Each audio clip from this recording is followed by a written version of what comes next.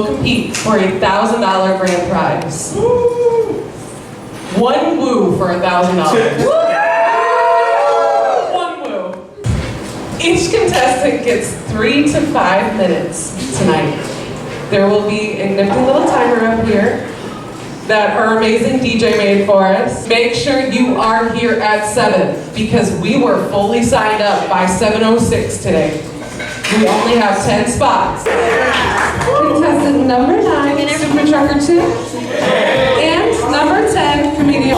Can I get all my contestants up front here, please? Everybody give me their vote, thank you. And today, Super Trucker 2. Get on up here, baby. How's everybody doing? Alright. Hey, you guys, you know what? It is true. I am a trucker. And I have trucked 26 states. And that includes Alaska and 3 of the Hawaiian Islands. I have trucked through jungle. I have trucked through Arctic storms. I have trucked through firestorms on the West Coast. Windstorms on the East Coast. I've seen it all. All in an effort to bring you your crap from Amazon. Thank you for your service. Thank you. And So sorry. honestly, not always in the best condition. I'm so sorry. And I'm about to go into that. That's how I got my trucker's handle. Anybody here familiar with what a trucker's handle is? A trucker's handle is a name that's more important than your birth name. And it has 2 conditions. You can't pick it yourself, and it has to be descriptive about you personally. That's why you will never hear a trucker's handle name like Ladies Man Ninja 5000. More like Spanky. I'm not going to go into that one. It's pretty self-explanatory. Pork chop and greasy spoon. It's just a couple of examples. Now, my name happens to be Captain Crunch. And the reason for that is I found I could make anything fit in a trailer on a forklift with a running start. Now, here's how it works, guys. Here's how it works. Trucking companies, like most companies, are extremely greedy, all right? So when I tell them, the trailer is full, guys, I cannot get anything else in here. They say, Tim, make it fit. Okay, so I know every type of crunch sound, guys. Here's the first one. Okay, that's just the wood on the pallet. Your freight's probably okay. It's probably gonna be in decent shape. Here's the second one. That's the sound of shattering glass, possibly metal. You're not going to be happy. You're going to have to do some paperwork on a return. Here's another one. And then fluid running out the bottom of the pallet. That's when I shut the door real quick and make it somebody else's problem. I don't mess around with that stuff, guys. Now, this is kind of a heads up, there's a good side to it. Believe it or not, there is a positive side to the way I handle your freight. I'm the jackass trucker that can't get your stuff through the entryway into a Home Depot without banging the crap out of it. But here's why. You guys ever go to Home Depot and you see a dishwasher or some kind of an appliance, a fridge, whatever it is, $1,000, $1,600, it's outrageous, right? But if it's got a huge dent in the side, it's always in the marked out section. Okay. So, who has 2 thumbs and gets you guys that price? Discount guy, right here. I get you guys that price marked down. So sometimes, if I get it in there and it's in good shape and nobody sees me, $400 off of that dishwasher for you. Right? And but I'm not just a trucker, guys. Believe it or not, I do other things. And but I do have to spend a lot of time in truck stops, and I hate truck stops, right, guys? But one thing I learned about Florida, there's unique things about Florida. And I'm used to, when I'm in a truck stop, I'm used to seeing lot lizards working the lots, right? I have never seen a lot preacher before I came here, right? So I'm in my truck, I see this guy, he's a preacher, he's talking to all the truckers, and I can see him from afar, right? And he's on the other side of the lot. So I go into the truck stop, get my nachos, my cheese nachos and my soda, my breakfast of champions at 5 a.m. Come out eating my nachos. This guy comes out of nowhere. Just appeared. I don't know how he did it. 1 second he was on one side of the truck stop, now he's here. Do you love Jesus? Good God, man. Announce yourself first. And then he says it again. Do you love the Lord Jesus? And I said, the only thing I can think of, if loving the Lord is wrong, I don't want to be right. And all of a sudden I was this guy's favorite person in the entire world. So guys, I will leave you with a little trucker's wisdom. If you have to pick something to run over, remember, curbs are free, trees grow back, and signs are expensive. Thanks.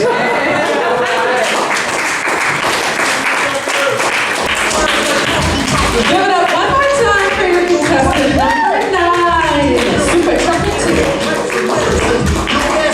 You were better than a son. I keep playing that you know.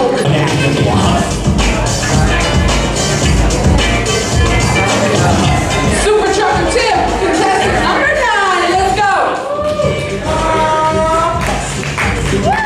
Hey, how you guys doing?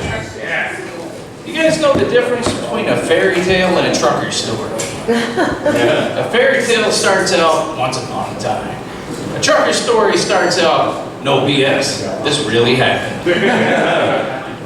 And what I'm about to tell you is a story about one of a trucker's favorite times in the entire world. We rarely get it, it's family time, downtime.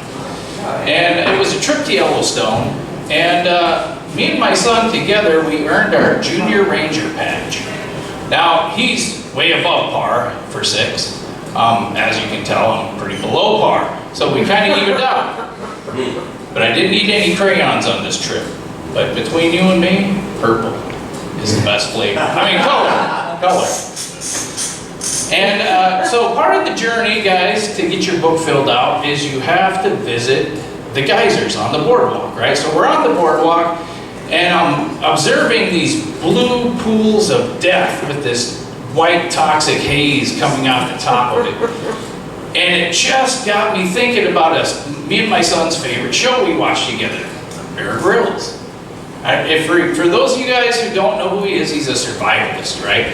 And I'm thinking, when I'm looking at these geysers, I'm thinking of a particular episode where he finds some mangled head that was so tore up in the middle of this godforsaken abandoned place, I couldn't even tell what it was. And he grabs it and he says, "Oh, I might. I got a hold of this lovely protein, but it's all full of bacteria. So to enable it, for me to be able to eat it, I'm gonna have to put it in the geyser and kill all the bacteria.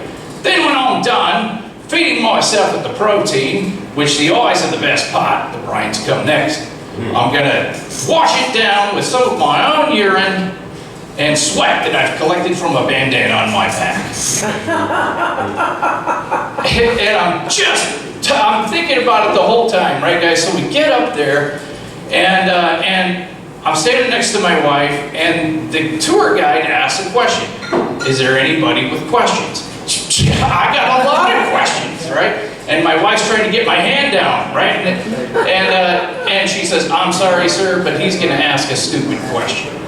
And the tour guide says, "Ma'am, the only stupid question is the one that doesn't get asked." "Thank you, thank you."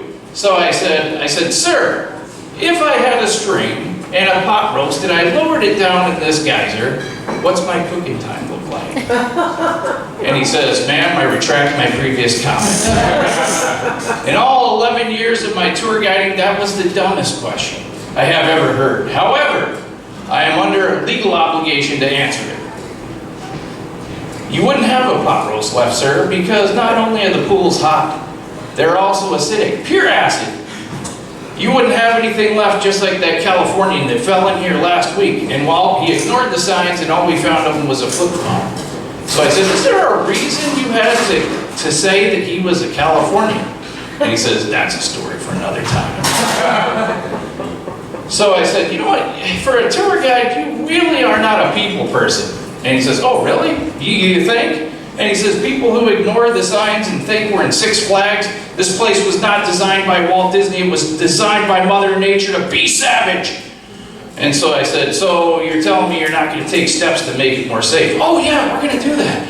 We're going to put foam on the bison's horns. We're going to teach the bears proper dining etiquette.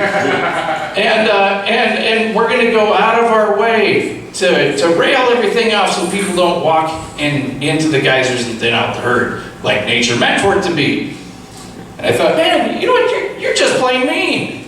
You know, but now I'm a tour guide myself, guys. I guide on the weekends. I do kayak tours over here in the shores. So when I get to talking about alligators to people, I'm the only tour guide that doesn't tell you don't play with the alligators. I encourage it because I have never seen what happens. But here's the thing, I won't say that action will not come with consequences.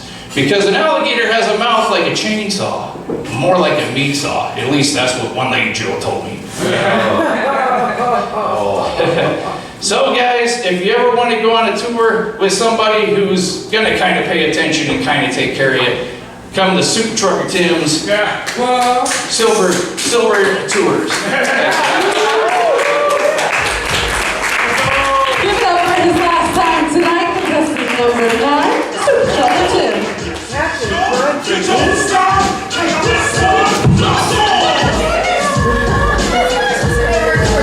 Alright guys, I will need all of your social media information. Your third place winner for week 2, Buddy Lotus, Drop the Mic Comedy Edition, is... stop playing.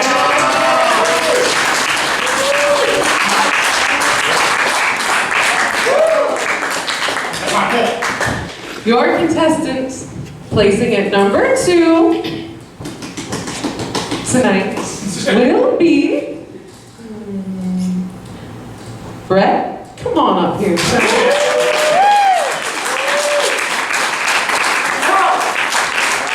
Once again, if our first place winner tonight does not show up, you will take place next week. All right. All right, guys. Your first place winner, week 2, Buddy Lotus comedy competition is Super Trucker Tim!